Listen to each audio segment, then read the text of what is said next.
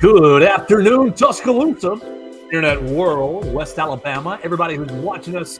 Oh my gosh, on a Tuesday. Yes, it is the second day of the year. The sun did come up. We are still rocking and rolling on the Joe Gaither Show on BamaCentral and BamaCentral.com. You guys can follow us at Joe Gaither6 for all your social media needs.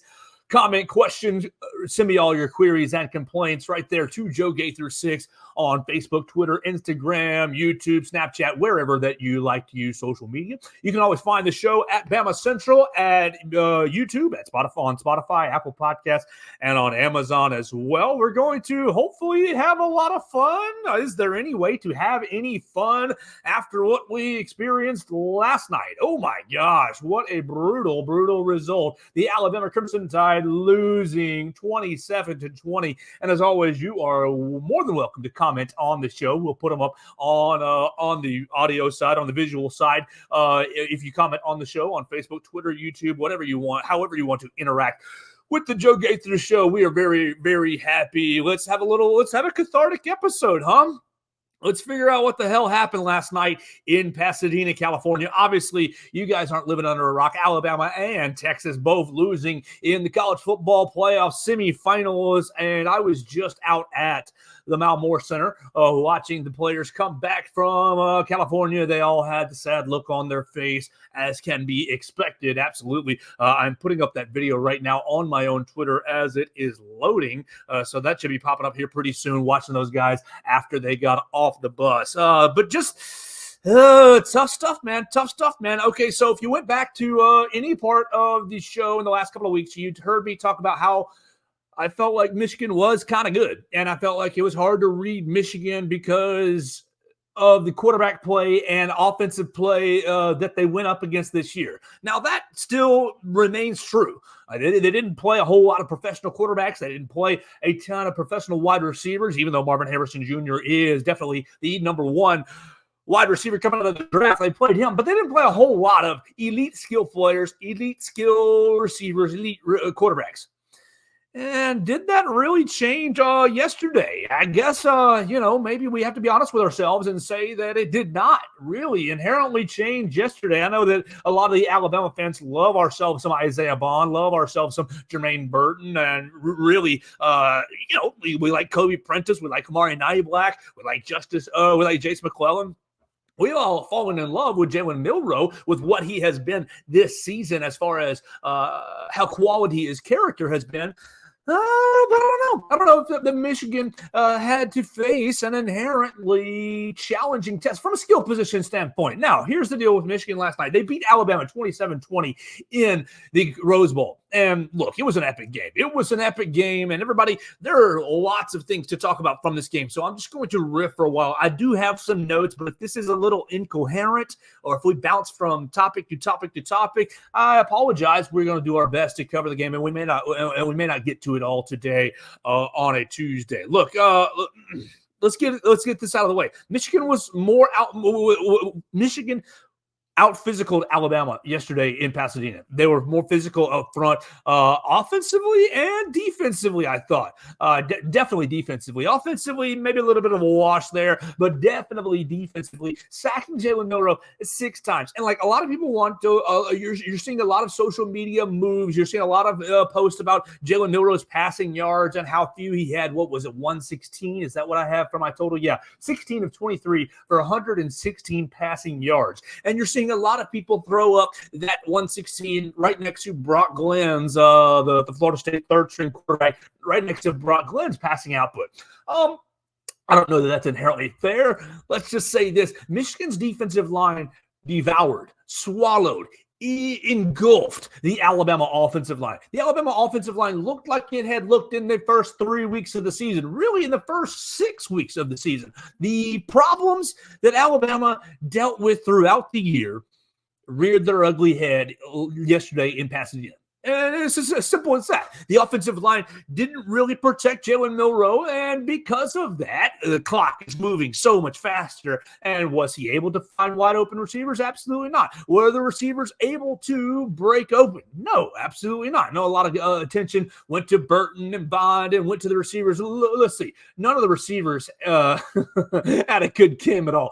Burton with 4 catches, Bond with 4 catches, C.J. Dupree, McClellan with 2, and then 1 each for Kobe Prentice, Amari Niblack, Jam Miller, and Kendrick Law. The passing game was basically a non-factor, and it was all due to, I think, the Michigan front seven. The Michigan front seven was all over Alabama's rear end all day long. Let's see. You ended up with 2 sacks for Braden McGregor. You ended up with a sack for Derek Moore, a sack for Chris Jenkins. You had a sack for Mason Graham. You ended up with 2 tackles for loss for Josiah Stewart. We'll get to him in just a bit. You had Michael Barrett as well. Look, they were all over the place, and not even, I mean, Junior Colson didn't get a tackle for a loss or a sack, but he was all over the place for 10 tackles as well. And Michigan's defense was the best defense that Alabama has played all year long, easily. No, I mean, I'm sorry. I'm sorry to Texas, because Texas was a real good defense. Yes, they were. And Georgia, they were a pretty good defense as well. But really, the best defense that Alabama played all year long was Michigan. And I guess it took a little bit of time for that to reflect itself in the game. You look in the game, look, Alabama, or you see Michigan goes 3 and out. They punt. Alabama goes, 3 and out. They punt. And then Michigan muffs their next punt. And Alabama takes advantage of a short field. Outside of your short field, what did Alabama really do offensively? I mean, okay, Justice Haynes ran the ball pretty well. Jace McClellan ran the ball pretty well. I think that Jace McClellan really underrated Nick Saban running back. Is he going to go down in history as the best? Absolutely not. He probably won't even be top 5, but underrated Nick Saban running back. Broke off the nice, 38-yard touchdown run, juking out the safety. And from there, I thought, probably you thought as well, that Alabama was going to start rolling. Alabama was going to start rolling because they had gotten after J.J. McCarthy a couple of times. They had shut down Blake Corum's run a couple of times early in the game, and then pretty much cut through Michigan like a hot knife through butter. But from there, at 7-0, you basically put on one of the best college football playoff games you've ever seen. Now, a lot of people want to point back to, it was too defensive. I'm sure it wasn't the Oklahoma-Georgia Rose Bowl from 2019. It wasn't that, or 2017, where it was back and forth 50-something to 48. It was crazy, but it was an overtime game that felt like a heavyweight boxing affair. That felt like a fight. That felt like, goodness gracious, at any second, whoever's about to make a mistake, make a mistake, it's really going to cost them. And it ended up costing Alabama. Really, I mean, it's difficult for me to dissect, especially like the whys, because it kind of just happened out of nowhere. Alabama was up 17-13, and then they got up 20-13. 2 massive kicks for Will Reichert, both right at 52 yards. Will Reichert sent him out the right way. The NCAA's all-time leading scorer, puts you up by 7.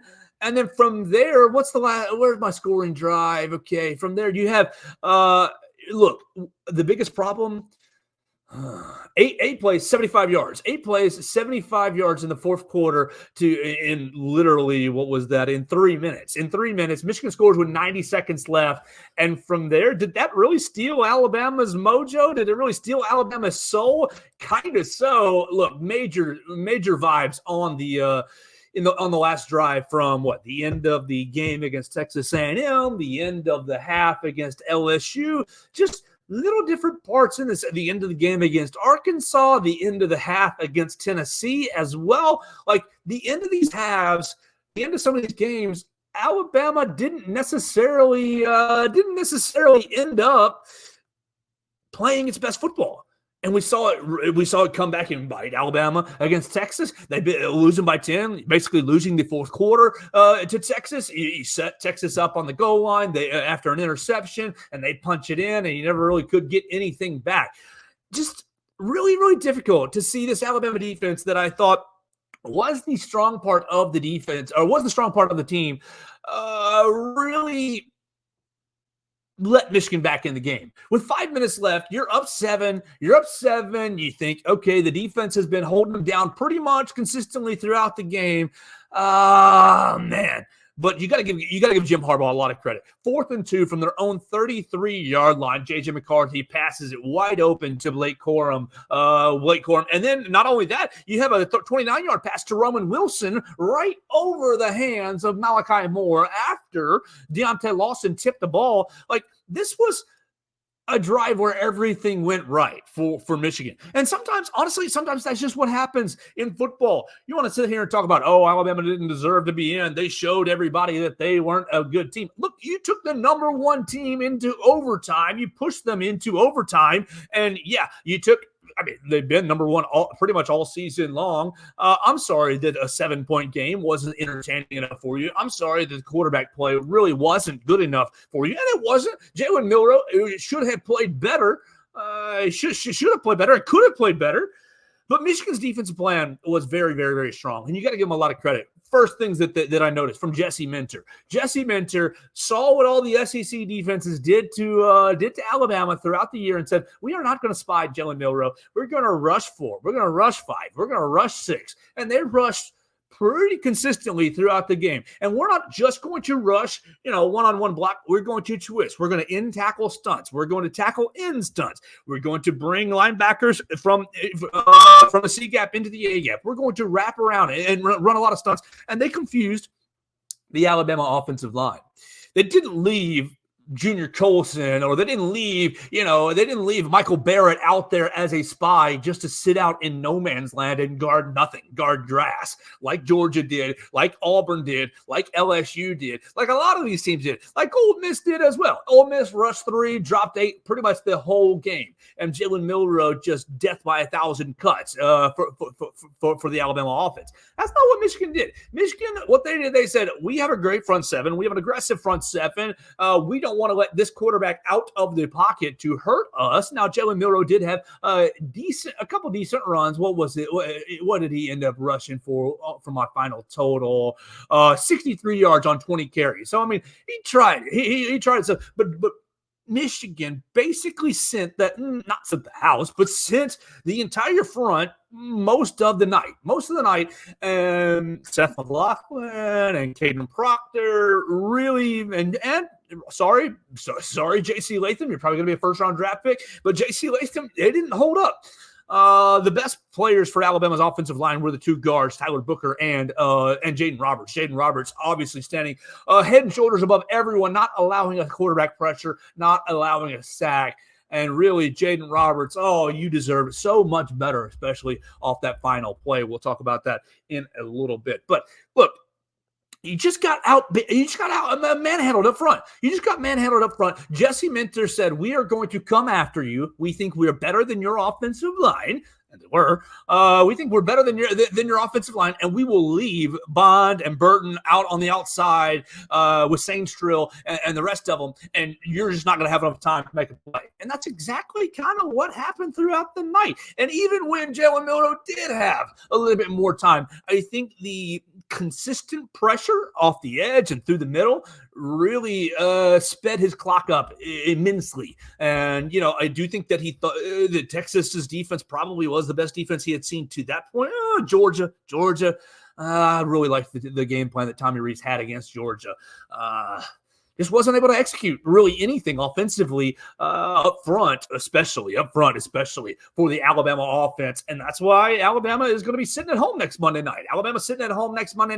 And it's about to be a lot of times of transition, a big transition into the offseason, and we'll see what ends up happening. Okay, so big start, down late. Blake Corm. All right, look, I got to give Blake Corm a lot of credit. You got to give Blake Corm a lot of credit. I was here last week saying that I don't know how good he was, whether it was a product of the Michigan offensive line. But no, Blake Corm is a bleeping beast. Blake Corm, 19 carries, 83 yards, and a touchdown. And then he also had 2 receptions, 35 yards, and a touchdown. Yeah, you can see that yards per carry is only right at 4, and that's a little low for college.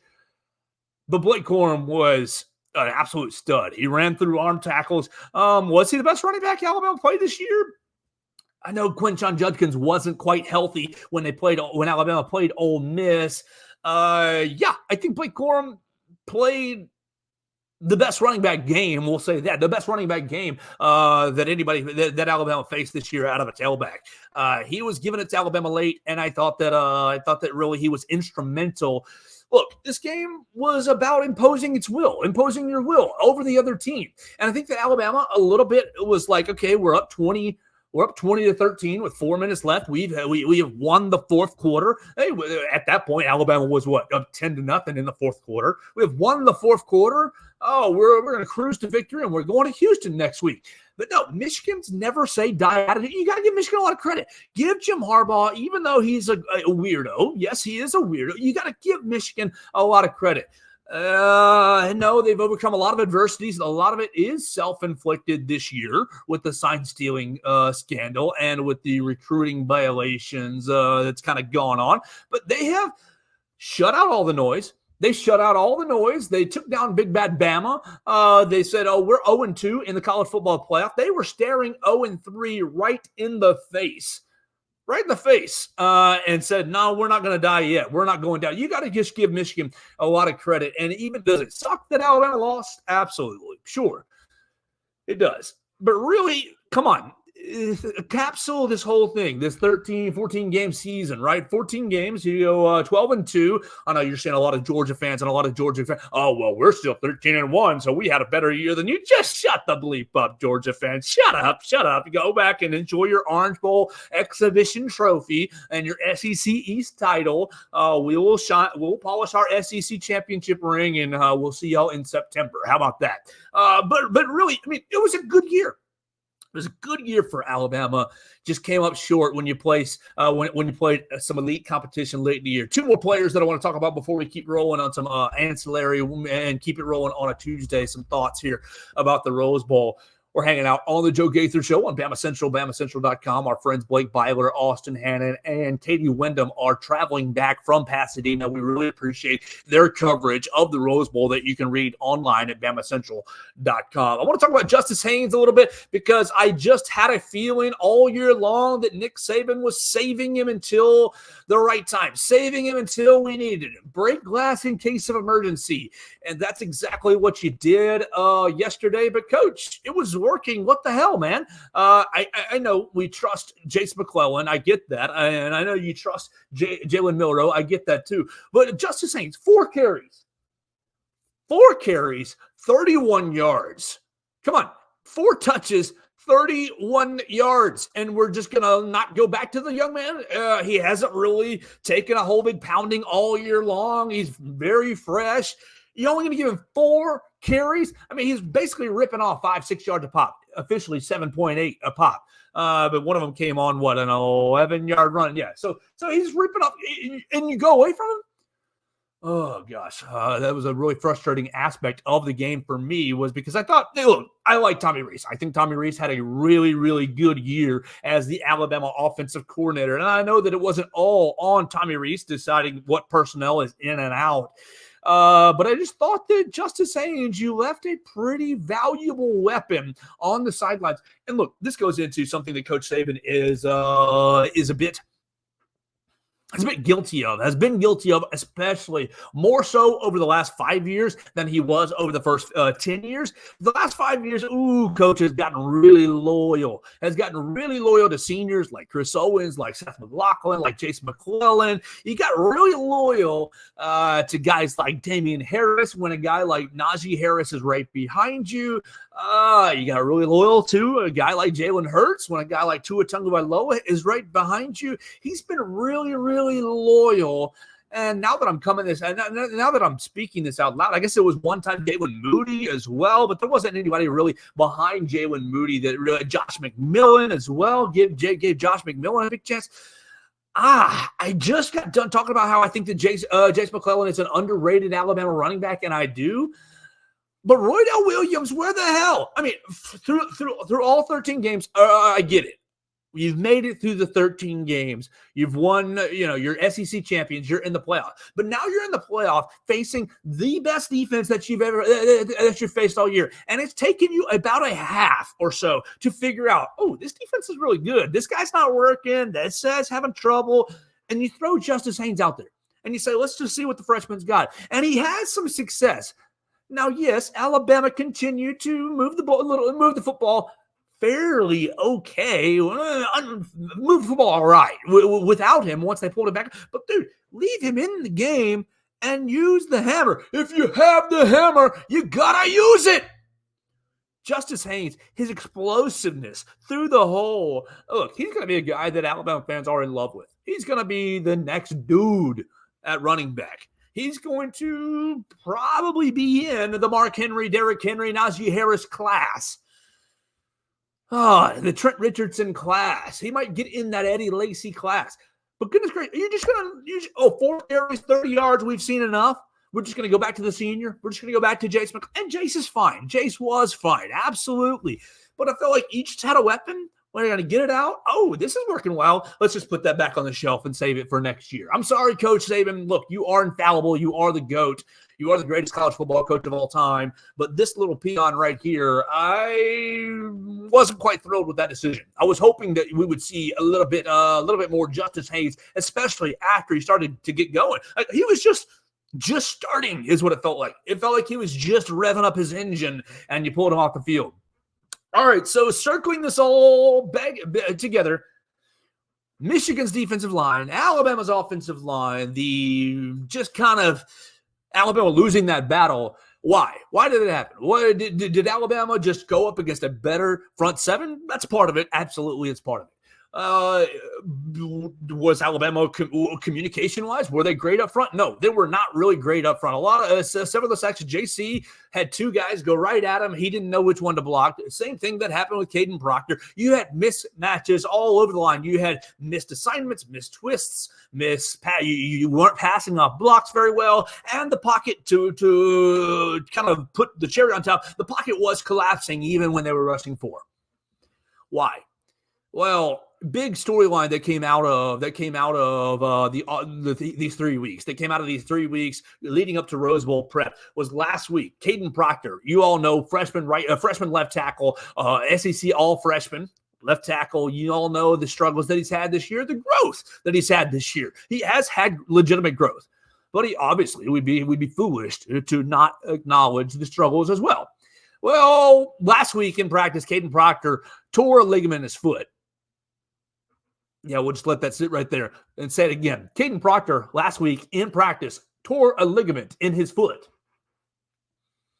Okay, and so with that being said, you sucked Elijah Pritchett back out of the transfer portal and said, hey, man, you are not going anywhere. And Elijah Pritchett got a lot of the 1 reps these past couple of weeks. They were rotating in and out through the week, but Caden Proctor ended up playing for Alabama. Was that a good or bad decision? Look, I am not educated enough to say. I am not Eric Wolford. I'm not educated enough to say how healthy Caden Proctor was. That's Jeff Allen's job, the head trainer. If Jeff Allen signed off on him playing, then he was healthy enough to play. I am fully confident in that. Now, does that mean he was 100%? No, it doesn't. Should Alabama have used Elijah Pritchett instead? Use a fully healthy player instead? Maybe. But we saw Elijah Pritchett struggle as well this year.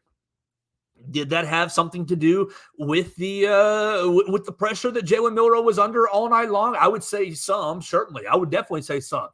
But I don't want to take any credit away from the Michigan defensive line. That defensive front was bleeping nasty. It was the nastiest defensive front that Alabama has played all year long. Rivals, Georgia and Texas are in their category, but not necessarily. I mean, Michael Williams for Georgia, pretty scary player, but outside of that, who'd you have? Not really anybody there.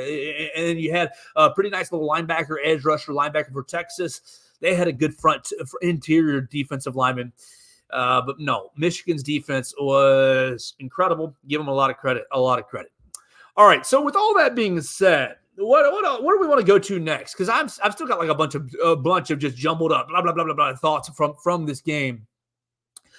Let's talk about overtime. Let's talk about the fourth down play. Let's talk about really where Alabama was left. And let's use some visual aids. If you are watching on YouTube, you'll start to see some screenshots, YouTube, Facebook, and or Twitter. And if you're listening to us on Apple Podcasts, Spotify, or Amazon, I will do my best to describe these things for you. Let's talk about the last play because so many people, Tommy Rees, you're an idiot. Tommy Rees, you're the worst. Tommy Rees, you should be fired.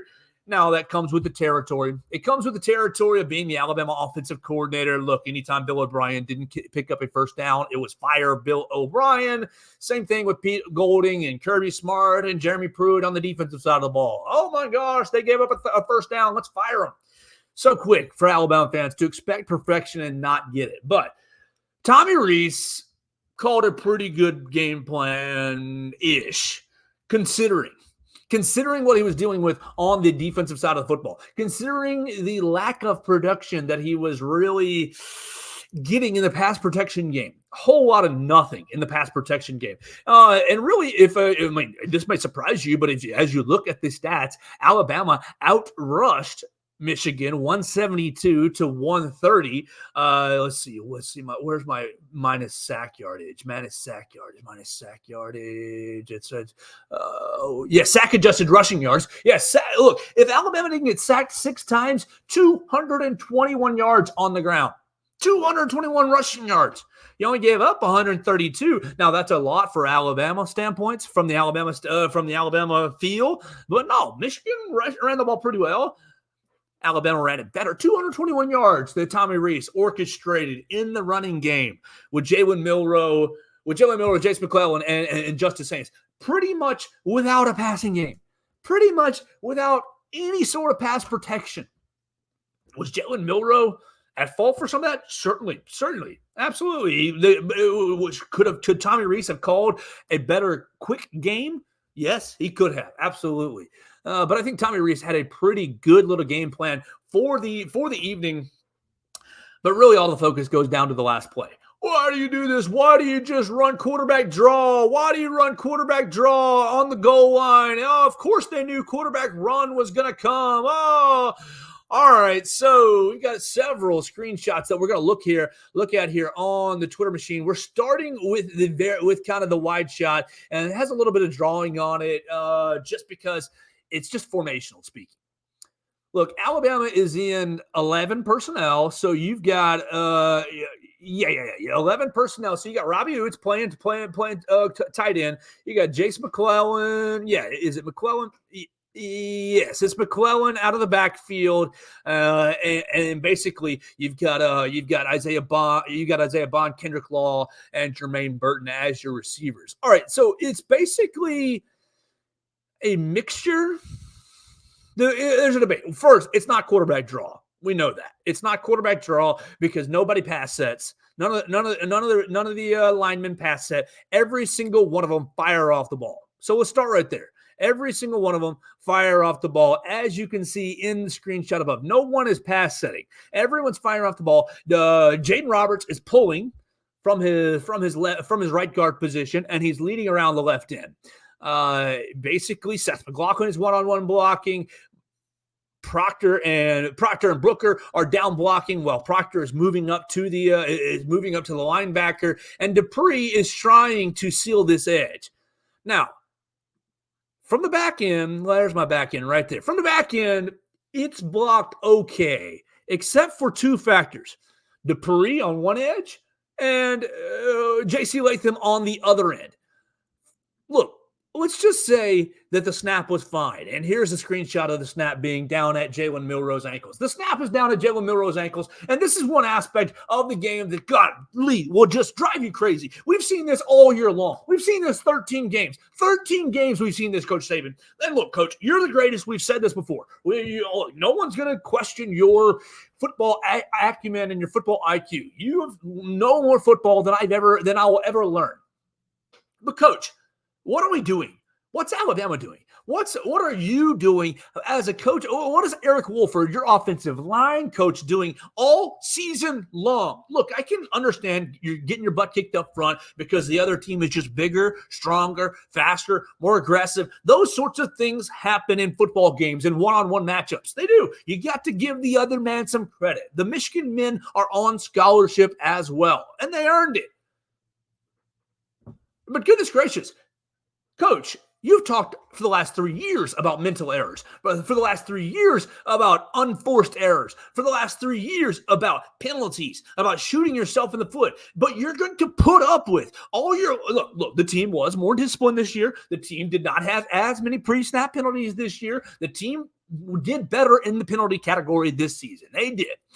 But goodness gracious, how in the world, Coach Saban, I love you. I respect you. I want to learn from you just as from a football standpoint and from a life standpoint. But Coach, how can you put up with an issue that has hamstrung your offense 13 games? It's unbelievable. It's unbelievable. And look, Seth McLaughlin, I know he works hard. I know that Seth has had a really hard day today. And I know that Seth has turned a lot of his social medias to private. And I don't encourage anyone to get into Seth's comments unless they are positive, uplifting comments. Hey, man, roll tide. Thanks for your work. Yada, yada, yada. Keep your head up. Stay out of that man's comments. Look, there's nobody that feels worse about it than Seth McLaughlin. I'm very confident of that. But Coach, where are we in the offensive line room when you cannot develop a center who can snap the bleeping football? We have seen this snapping issue since Middle Tennessee. Since September, 4th? September 4th, we've seen a snapping issue. We saw it against Texas. We saw it against Georgia a couple of different times. We saw it against LSU a couple of different times. We saw it against Mississippi State. Look, the very first Jalen Milroe touchdown run of the season was a snap into his ankles. Rolled snap back to the backfield. Jalen picks it up. He scrambles, and he gets into the end zone against Middle Tennessee State. I remember it like yesterday. It was right in front of me. It was a great play. It was an amazing play. But you snapped the damn ball right into his ankles. And you've been doing it all year long. And, Coach, I know that offensive line is a really, really tough position to develop. Probably the toughest position to develop on the field outside of quarterback. Maybe tougher than quarterback. You might have an argument there. But Seth, and I know Seth works hard, and I know he bleeds Alabama. I know he's given his life and his life and his time and all kinds. He's given everything to the Crimson Tide, to this program. And I never really want to call for jobs. But, Coach, why did we get to this point?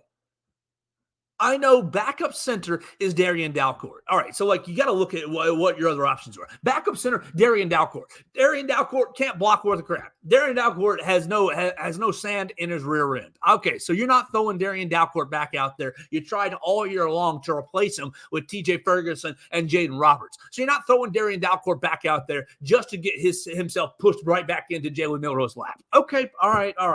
Well, next option is little James Brockermeyer. James Brockermeyer, is he Seth McLaughlin light? Is he just really? I mean, Brockermeyer, he's one of the academics superstars. He's academic All-American, academic All-SEC, and great on you. We love smart football players, but undersized, maybe undermanned along the offensive line. He ain't Tommy Brockermeyer, who transferred out to TCU. All right, so you're not throwing James Brockermeyer out there. What about TJ Ferguson? What happened to TJ Ferguson? I know TJ Ferguson played some at left and right guard this season and ultimately had an ankle injury. What was that, against USF? Middle Tennessee, Mississippi State. He had an ankle injury, third, fourth week of the season, and he missed a couple of weeks, and we never seen him again. Coach, look, I'm not going to question you as far as you see everything that happens on the practice field, and if the other four centers were just as bad, then goodness gracious, that's a huge problem. Look, the last play, it could have worked. It should have worked. The last play, you snap the ball into Jalen Milroe's ankles and you slow everything up. You junk everything up. Should the last play have worked?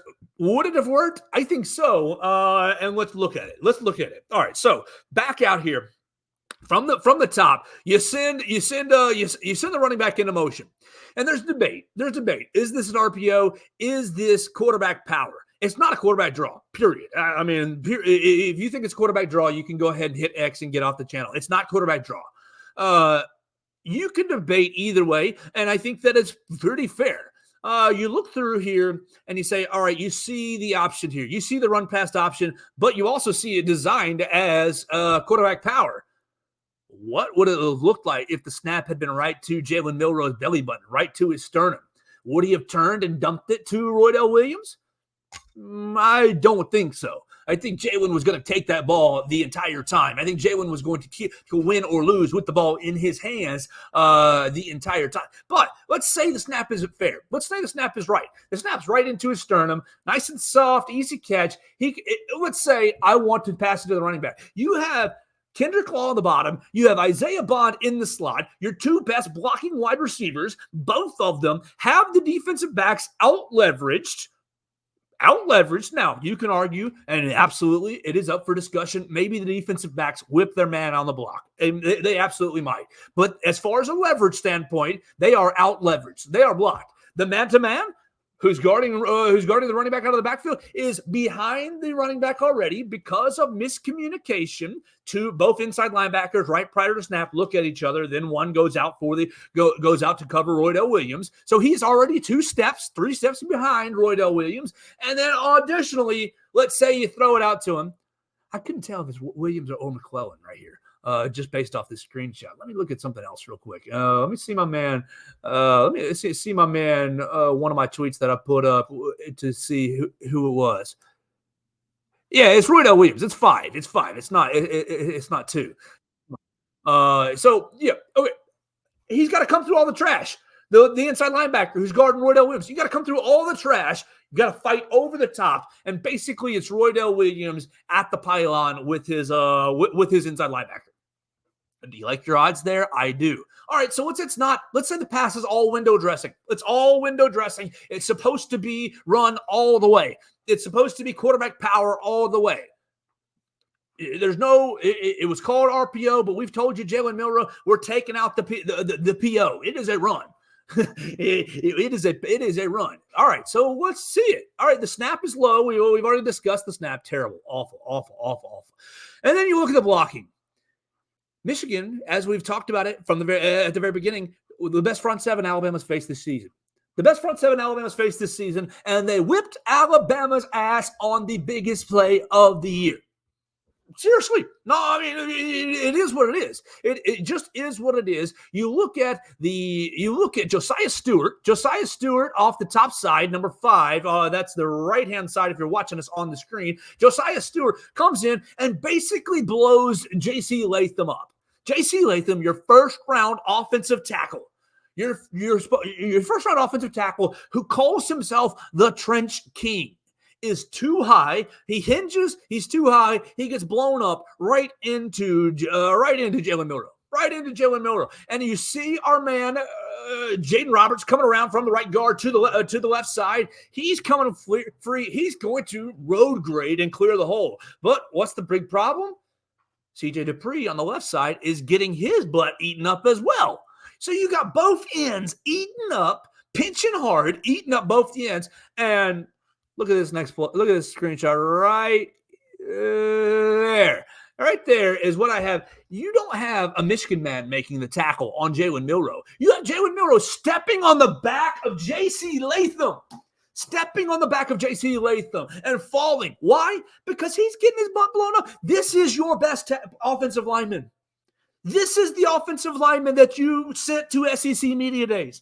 This is your, he wasn't named a permanent team captain, but this is one of your leaders of your team. He goes up once a week and talks to the media. JC, where were you? Biggest play of the game. Biggest play of the game. And your butt is getting blown back 4 yards in the backfield, and you are tripping up Jalen Milroe. Yeah, just unbelievable. Unbelievable execution from the offensive line. The offensive line you've got one play. It's 4th and goal. It's an untimed down. That's what I don't understand. It's an untimed down. It's 4th and goal. So you know there's nothing left. You know if you don't get in the end zone, it's over. There's nothing left, and that is the effort that you receive. Look at this from the back end. J.C. Latham is 3 yards in the backfield. getting blown up. Just really, really discouraging to see from the Alabama. And so what? Does Jalen Milroe have a lane right here? Sure, he does. If JC, the right hand on the right side, 65 on the right side, is not getting pushed back into him, goodness gracious, it's flabbergasting. It's flabbergasting, and you want to give Josiah Stewart a lot of credit because that is a hero play. That is I am winning this game for Michigan. I know you're the tackle. You're the number one. You're probably going to be a first-round draft pick. I am about to whip your butt and tackle your quarterback. All the Michigan players said after the game, we all thought Jalen Milroe was going to run the ball. We all thought Jalen Milroe was going to have a quarterback run. We all thought he was going to end the game with the ball in his hands. So, all right, it's fine. They know it's coming. And that's fine. I thought it was a good play call. It's a good play call because if it's executed right, if JC doesn't get blown up 3 yards in the backfield, let's say he just stalemates.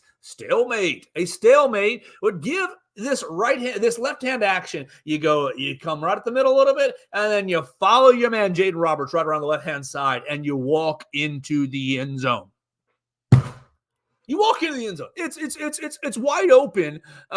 Here's another good angle right here. If you're looking at it on YouTube, Facebook, and Twitter, you're looking at it. Yes, you see number 0, the Michigan defensive lineman. He has outrun the play. He has overrun Jalen Milroe. He is too deep in the backfield. But why does he get in on the tackle? Because Jalen Milroe is getting bumped by his own tackle on the other side.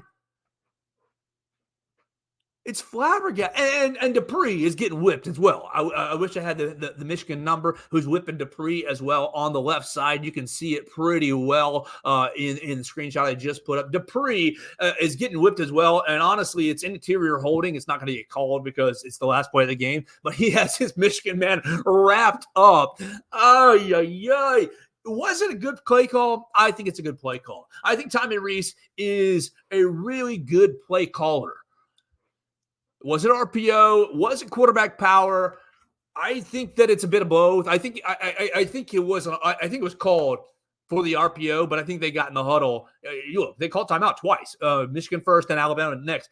I think once they got in the huddle, they said, "This is what we're running. Yes, it's an RPO look, but we're going to run a down ball." Jaden Roberts coming around the edge and cleared the way for Jalen Milroe. You got your best. Honestly, sorry, Tyler Booker. I do think Jaden Roberts is your best offensive lineman. He had his best game. He's played as well as anyone has since he came in. I guess that was the Texas A&M game, middle of the year. Just really, really disappointing. Really disappointing to have that be the end of the year for Alabama. Why? Because of everything that you heard in the summer. The offensive line, there's some good guys, and they're some fun guys to talk to, and you pull for them, because you get to know people.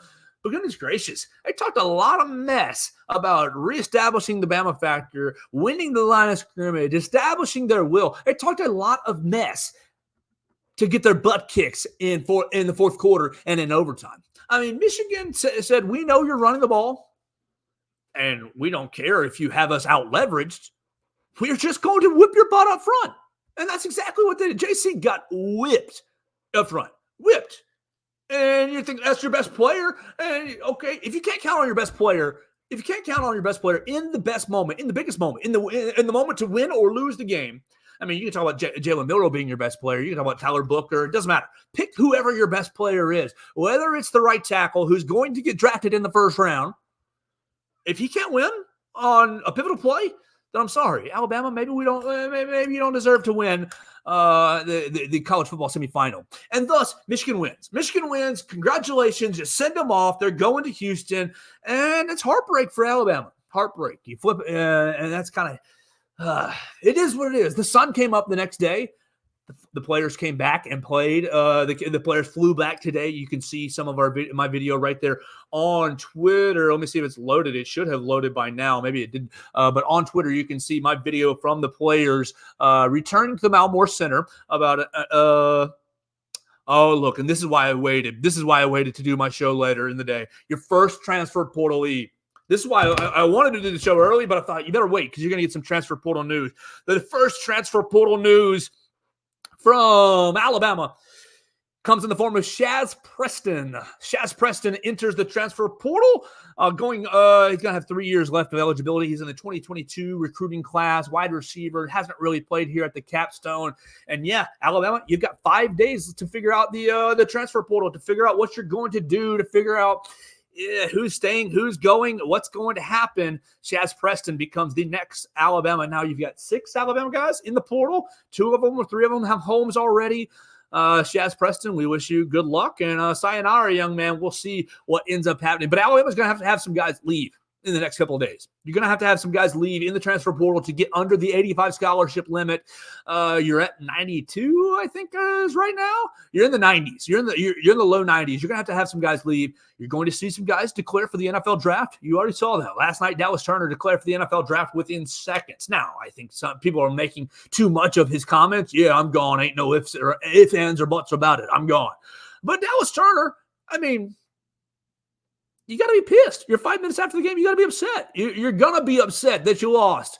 What other language are you going to use? If you've already decided you're going to go and somebody asks you what's your future plans, yeah, I'm gone.